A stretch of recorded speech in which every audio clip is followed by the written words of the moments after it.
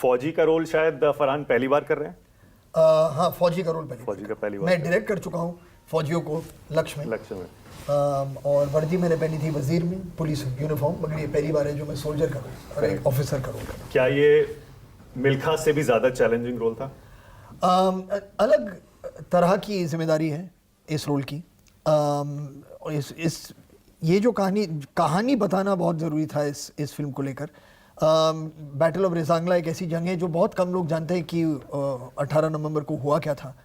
और मुझे तो बहुत खुशी है कि हम मिलकर ये कहानी दर्शकों तक पहुंचा सकते हैं। अपने दर्शकों को भी याद दिला दूं, दरअसल हम न्यूज़ चैनल भी हैं, मीडिया ऑर्गेनाइजेशन है, तो हमारे व्यूअर, हमारे दर्शक पढ़ते लिखते बहुत हैं, हिस्ट्री बहुत जानते हैं।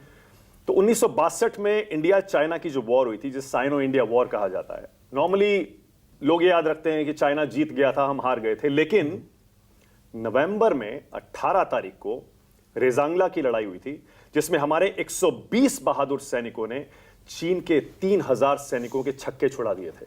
इसीलिए 1962 की लड़ाई का जिक्र जब भी होता है, रेजांगला की लड़ाई का जिक्र जरूर होता है। आपने भी जब इस बारे में रिसर्च की तो बहुत सारी चीजें ऐसी थी रेजांगला के बारे में जो पहली बार पता चली। कमाल की चीजें हुई थी उस रात। और दुख की बात है, मतलब आप कह रहे हैं कि हो सकता है आपके दर्शक में बहुत से ऐसे लोग हो जो जानते हैं कि उस रात को क्या हुआ था, लेकिन बहुत से ऐसे लोग हैं मतलब जिनको ये इतिहास डिटेल में नहीं पता। तो ये कहानी बतानी बहुत ज़रूरी थी। मुझे ताज्जुब है कि मतलब इसके पहले 63 ईयर्स हो चुके हैं, किसी ने नहीं बनाई। और खुशी भी है कि हमें मौका मिला बनाने का, तो इट्स बिटर स्वीट। लेकिन एक ऐसी घटना थी जो मतलब वो कहते हैं ना, अविश्वसनीय है।